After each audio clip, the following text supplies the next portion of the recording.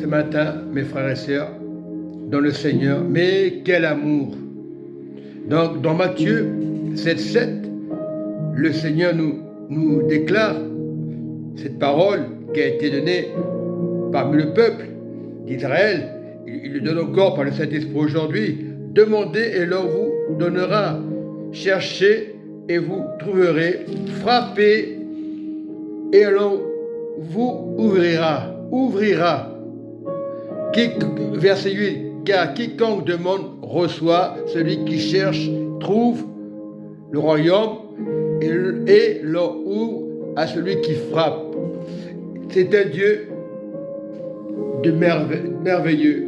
Tu frappes, tu demandes au Seigneur, tu lui fais confiance, entièrement confiance, et tu verras les choses. Si tu as un problème, une difficulté, ne demande pas au pasteur, demande à Dieu. Le pasteur est là pour te donner l'instruction. C'est un homme comme toi et comme moi. Demandez à notre Seigneur. Si tu as un problème, une difficulté, demande au Seigneur. Ne demande pas à ton voisin, à ton pasteur ou à un prêtre. Demande au Seigneur. Parce que la parole de Dieu nous demande d'être avec lui, de lui faire confiance, entièrement confiance. L'homme est l'homme. Moi, je peux te dire des choses et pas le faire. Quand Dieu fait quelque chose, il les déclare. Il ne peut pas mentir. Et c'est vrai, mais souvent nous cherchons des complications à droite et à gauche, comme à Habakkuk. C'était les temps anciens. Les temps ne sont pas anciens. Les temps ne sont pas changés. La parole n'a pas changé. Et Habakkuk, il crie au Seigneur. Attitude de foi.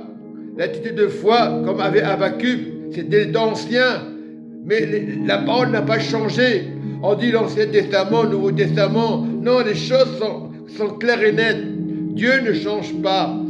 Bien souvent, les chrétiens font la différence entre l'Ancien Testament et le Nouveau Testament. Non, ça n'a pas changé. Le Saint-Esprit n'a pas changé. Même au temps de l'Ancien Testament, il y avait le Saint-Esprit. Mais les choses ont été interprétées à la façon de l'homme. Le Saint-Esprit est le Saint-Esprit, comme déclare Habakkuk. Il dit, j'étais à mon poste et je me tenais sur la tour de Dieu. On parle de tour de Dieu. Et j'ai veillé dans la prière pour voir ce que l'Éternel allait faire et ce que je répliquerai après ma plainte.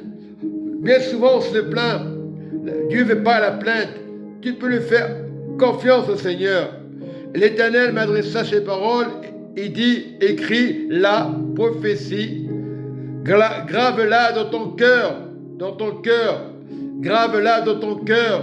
Il faut comprendre le sens.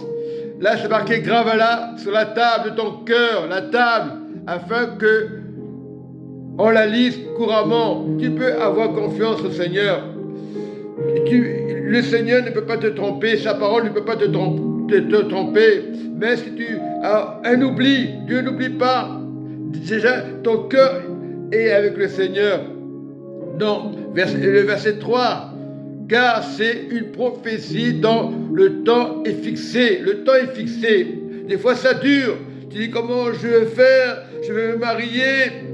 Et reste passe. Est-ce que Dieu ment? Non, Dieu ne ment pas. Attends-la. Elle marche vers son terme. Elle est déjà faite et elle ne mentira pas. Elle ne mentira pas. Combien de chrétiens sont découragés et ils ne veulent plus rien faire?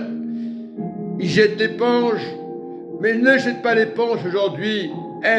Le Seigneur ne peut pas mentir. Si elle tarde, attends-la, car elle s'accomplira certainement. Dieu est certain. Toi, tu doutes. Ah, c'est pas possible. Je vais changer de religion. Attends-la avec le Seigneur Jésus. Voilà, il faut attendre avec patience, parce que Dieu ne peut pas mentir. Voici son âme s'est enflée voici son âme s'est enflée d'orgueil. Elle n'est pas droite en Jésus. Si tu es orgueilleux, tes prières ne seront pas exaucées. Si tu n'es pas orgueilleux, attends-là. Attends-là, n'écoute pas les autres. Si on te dit, lui là, il n'est pas fidèle, attends le Seigneur, lui est fidèle et juste, jamais il te laissera tomber. Mais le juste vivra par la foi. C'est la foi qui déclenche le miracle. C'est pas le pasteur, c'est pas l'église, c'est pas les frères. La foi de Jésus. La foi de Jésus. Tu peux être certain que le Seigneur t'a exaucé. Là tu dis, il y a la guerre, tout se passe mal, tout est cher. Attends le Seigneur. Il est en train de faire quelque chose. Un réveil formidable. L'homme peut crier, réveil, réveil religieux. C'est pas eux. C'est le cœur droit. Dieu ne veut pas d'orgueil. Et lorsqu'il n'y aura plus d'orgueil dans les églises, dans les assemblées, le réveil va se faire. Dieu, il sait tout. Il sait si tu es orgueilleux ou pas orgueilleux. Nous devons être humbles devant le Seigneur. C'est dur d'entendre ces choses-là. La trompette sonnera et tu verras la gloire de Dieu. Aujourd'hui, je vais changer de religion. Attends, alors, au lieu de faire des caprices, d'aller à droite, à gauche. Après, on va te dire... Chrétien papillon, ceux qui disent ça, ils étaient chrétiens papillons. C'est les premiers à dire ces choses-là. Mais attends la prophétie de Dieu. Tout le monde dit, oh, t'es papillon. Mais combien de fois les chrétiens vont à droite, à gauche, et lorsqu'ils sont fidèles avec un pasteur, ils te diront, ah, toi je t'ai vu quelque part, je vois que souvent où j'habitais, je te voyais souvent dans une assemblée, et j'allais ailleurs. Mais non, c'est pas ça. Nous ne sommes pas des chrétiens papillons. L'ennemi dira, vous êtes des chrétiens papillons. L'ennemi peut te servir d'un frère pour te décourager. Tu n'es pas papillon. Attends la prophétie.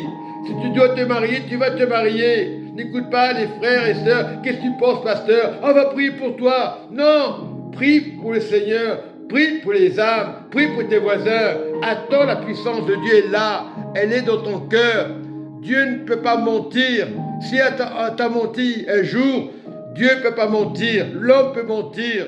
Non, ne soyez pas hypocrites, soyez dans le Seigneur. Il t'a créé, tu es l'image de Dieu. Tu ne peux pas mentir, tu ne peux pas mentir.